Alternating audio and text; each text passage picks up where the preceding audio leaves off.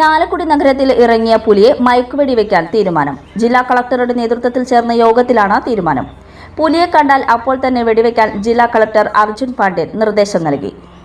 Chalakudy town ഹാളിൽ കളക്ടറുടെ അധ്യക്ഷതയിൽ ചാലക്കുടി MLA സനീഷ് കുമാർ ജോസഫ്, വാഴച്ചാൽ, ചാലക്കുടി DFOമാർ, ജനപ്രതിനിധികൾ എന്നിവർ പങ്കെടുത്ത യോഗത്തിലാണ് പുലിയെ മയക്കുവെടി വയ്ക്കാൻ തീരുമാനമായത്. കഴിഞ്ഞ മാസം 24-നും 30-നും ചാലക്കുടി നഗരത്തിലെ 2 ഇടങ്ങളിലായി പുലിയുടെ സാന്നിധ്യം CCTV ദൃശ്യങ്ങളുടെ അടിസ്ഥാനത്തിൽ സ്ഥിരീകരിച്ച സാഹചര്യത്തിലാണ് ജില്ലാ കളക്ടർ യോഗം വിളിച്ചത്. മാർച്ച് 24-ാം തീയതി ചാലക്കുടി സൗത്ത് ജംഗ്ഷനിൽ നിന്ന് 150 മീറ്റർ മാറി ബസ് സ്റ്റാൻഡിനടുത്ത് കണ്ണമ്പുഴ അമ്പലം റോഡിലാണ് ആദ്യമായി പുലിയെ കണ്ടത്. അയിനിക്കാട്ടുമഠം രാമനാഥന്റെ വീട്ടിലെ ക്യാമറയിലാണ് ദൃശ്യങ്ങൾ പതിഞ്ഞത്. തുടർന്ന് ദൃശ്യങ്ങൾ പരിശോധിച്ച വനംവകുപ്പ് പുലി തന്നെയാണ് എന്ന് സ്ഥിരീകരിക്കുകയും ചെയ്തു. തുടർന്ന് നിരീക്ഷണ ക്യാമറകളും പുലിയെ പിടികൂടുന്നതിനുള്ള കൂടും സ്ഥാപിച്ചെങ്കിലും ഫലം ഉണ്ടായില്ല. മാർച്ച് 28-ന് അന്നനാട് കുറുവക്കടവ് സ്വദേശി ജനാർദ്ദന മേനോന്റെ വീട്ടിലെ വളർത്തുനായയെയാണ് പുലി ആക്രമിച്ചതായി വീട്ടുകാർ വെളിപ്പെടുത്തിയത്.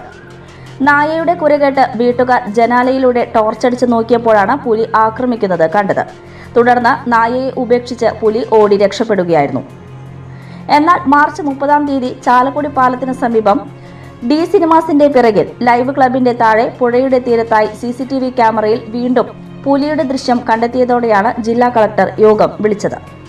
ചാലക്കുടിയിൽ ഇതുവരെ 100ഓളം ക്യാമറകളാണ് ഇതുവരെ പുലിയെ കണ്ടെത്തുന്നതിനായി വനംവകുപ്പ് സ്ഥാപിച്ചിരിക്കുന്നത്.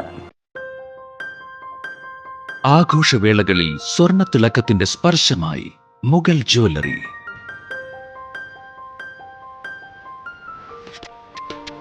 അന്താരാഷ്ട്ര ഗുണനിലവാരമുള്ള BIS 916 സ്വർണ്ണാഭരണങ്ങൾ മാത്രം വിൽക്കുന്ന തൃപ്രയാറിലെ ഏക ജ്വല്ലറി മുഗൾ ജ്വല്ലറി. ഏറ്റവും പുതിയ മോഡലുകൾ, ഏറ്റവും കൂടുതൽ സ്റ്റോക്ക്, ഏറ്റവും കുറഞ്ഞ പണിക്കൂലി. വിവാഹ പാർട്ടികൾക്ക് ഹോൾസെയിൽ വിലയിൽ സ്വർണ്ണാഭരണങ്ങൾ നൽകുന്നു. കേരള, കൽക്കട്ട, സിംഗപ്പൂർ, അറേബ്യ തുടങ്ങി ലോകോത്തര ഡിസൈനുകളുടെ വൈവിധ്യമാർന്ന സമന്വയം. സ്വർണ്ണ സൗന്ദര്യത്തിന്റെ രാജചിഹ്നം Mughal jewellery, NH17 road, Triprayar. You're watching True Line News.